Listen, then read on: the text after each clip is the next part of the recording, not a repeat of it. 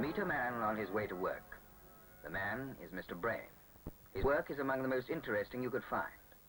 Mr. Bray is a river pilot, a member of a very proud and select profession. His craft is as old as seafaring. His skill is the product of a tradition which has grown up along the waterways of the world. The Thames is his particular concern. London River, the greatest river in Britain. Like any seafarer starting the day, he makes his own careful assessment of the weather. Visibility is all important when you navigate such a busy, congested river as the Thames.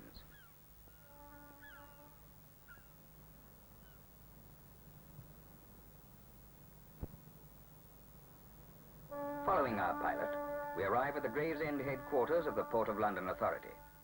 The tidal stretch of the Thames, nearly 70 miles of it, is under the jurisdiction of the PLA. For the 200 pilots who operate from Gravesend, this building is a vital nerve center.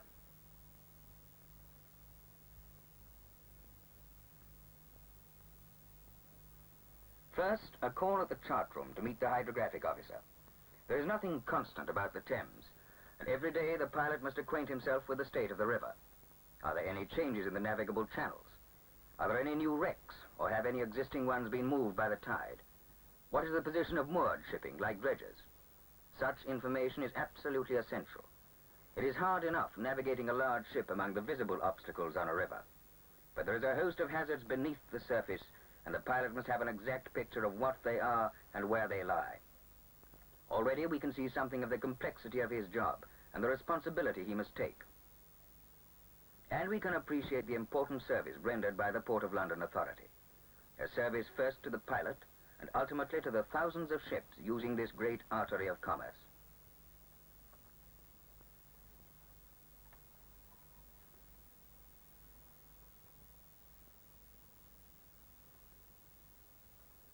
In the operations room, the pilot consults a large wall map which shows the exact position of all shipping in the river.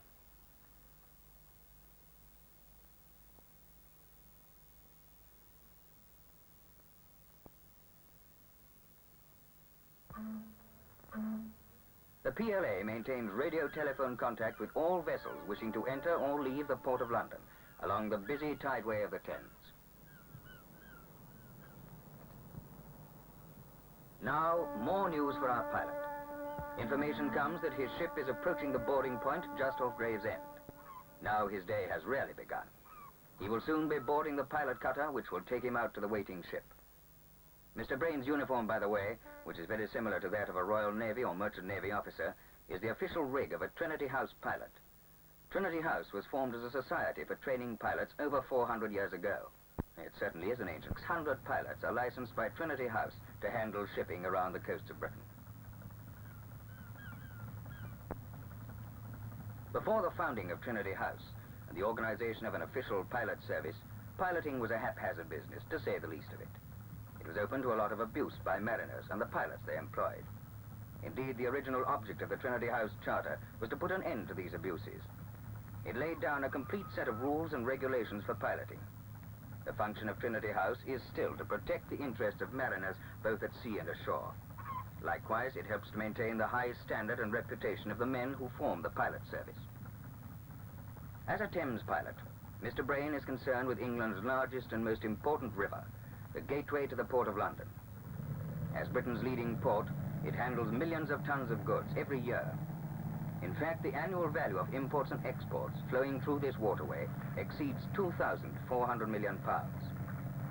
You see how vital it is to the country's prosperity, a prosperity which depends so much upon the efficient service of the PLA and the river pilots.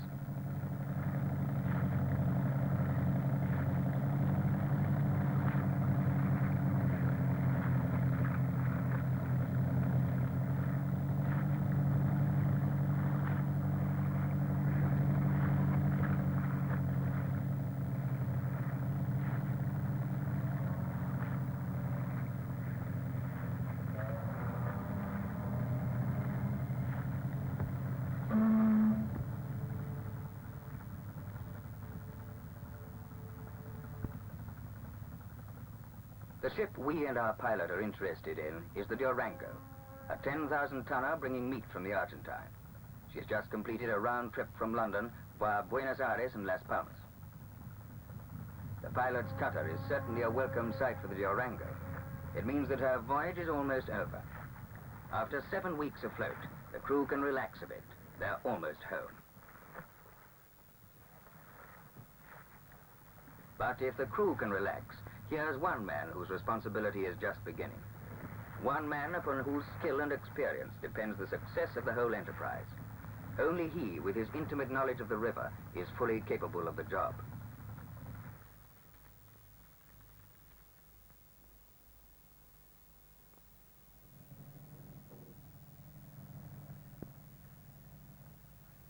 The pilot is followed by his helmsman.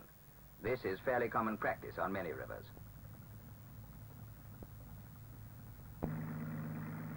The pilot's cutter pulls away, and the main business is about to begin.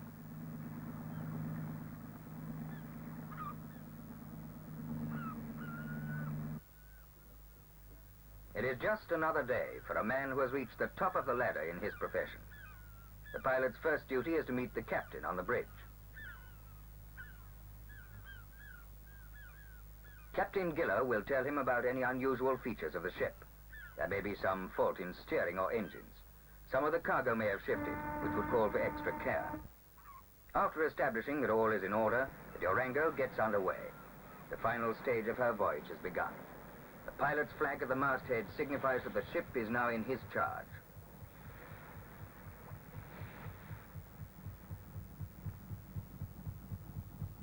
At this stage, an important point to remember is the relationship between the pilot and the captain. The pilot never takes supreme command over the captain. The skipper still has an obligation to keep an eye on the safety of the ship, even though the pilot is giving the orders and his helmsman is at the wheel. Of course, the captain will never interfere unless under very exceptional circumstances. Instead, he becomes an interested spectator during the navigation of his ship. He also ensures that his officers and crew carry out the pilot's orders promptly and efficiently.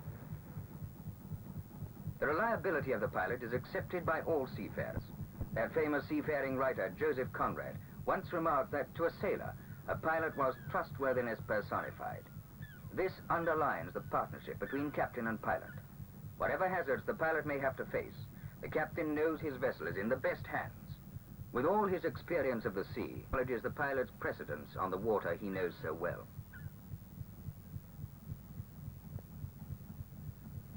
One of the most immediate hazards is the thousands of barges on the Thames. Their speed and course must be judged very carefully.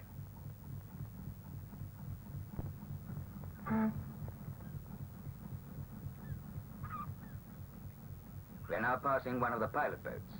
These are used to take pilots back to their base after finishing their assignments. Organized pilot services are much the same all over the world. They are manned by the pick of seafaring men. Their discipline and training is the result of centuries of fine seamanship. In this job, only the best is good enough. For instance, all Trinity House pilots must hold a master's certificate, and their examinations demand the highest standards.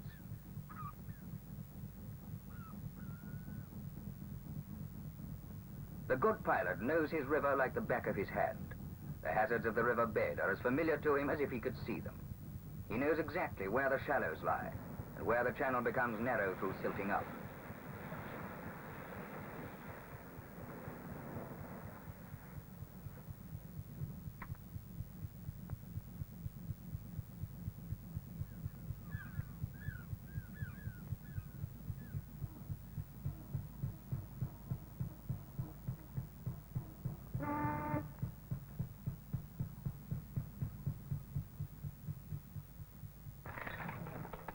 That dredger is helping to keep the navigable channels clear of silt. The Port of London Authority is responsible for all matters relating to navigation on the tideway, and one of its main jobs is to maintain the approach channel from the estuary into the heart of the port. We referred to the pilot as trustworthiness personified. One of the greatest tributes to his skill is written on the faces of the crew. They share their captain's complete confidence in him. It has not always been so. In the old days, the pilot had yet to win this trust. Under a 12th century law, the pilot who caused a ship to founder would be beheaded by the crew.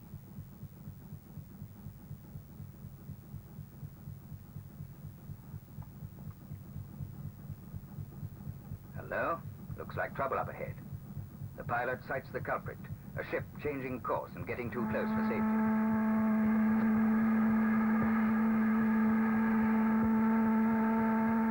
The pilot's reaction is immediate.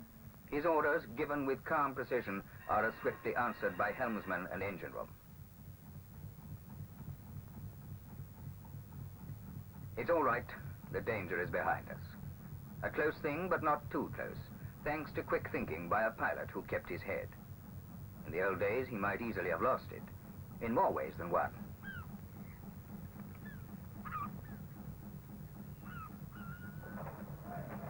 Most of the journey is already behind us. We shall soon be approaching the wharf side where our cargo is to be unloaded.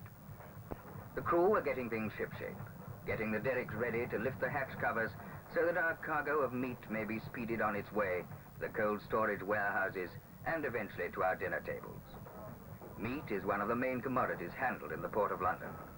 Others include sugar, grain, wool, tea and timber. We've already mentioned the importance of the port to British trade. It might surprise you, but over 75 million tons of shipping use London every year. That is over a third of all shipping using British ports. And all these ships, all these cargoes, depend on the pilots for their safe conveyance to and from the sea. The pilot rings down to stop engines. We are about to meet the tugs, which will take us in tow for the final stage.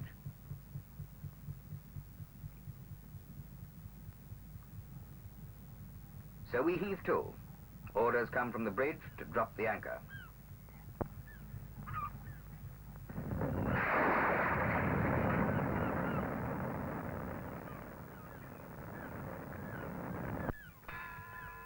The bell signals that all is ready for the tugs to approach.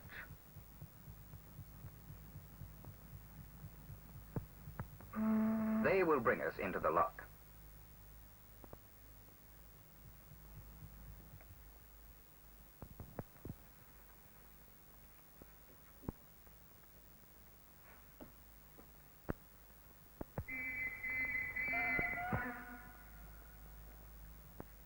Using a whistle, the pilot signals his orders.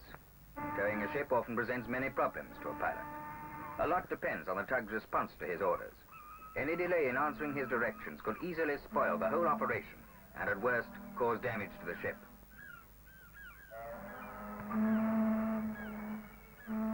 The tugs take the strain and guide the Durango towards the lock.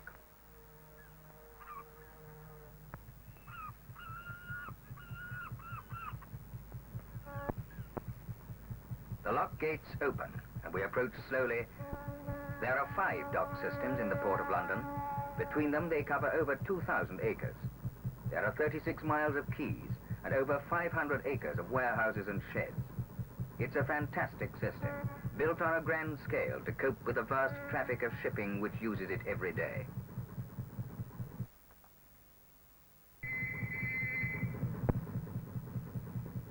Slowly and carefully, the tugs edge us through the lock, and the ropes are made ready for tying up.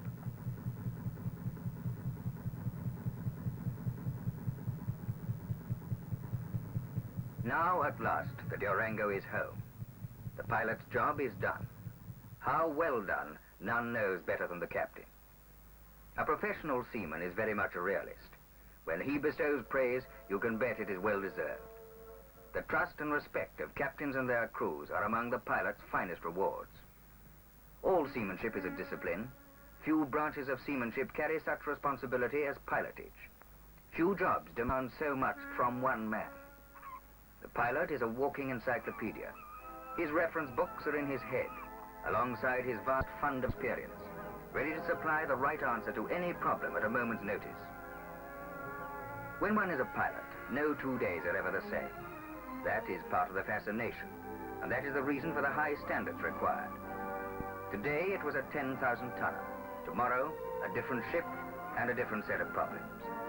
But fair weather or foul, every ship is a fresh challenge. A challenge to the qualities of one man. The skills of a river pilot are as varied as the shipping he must handle.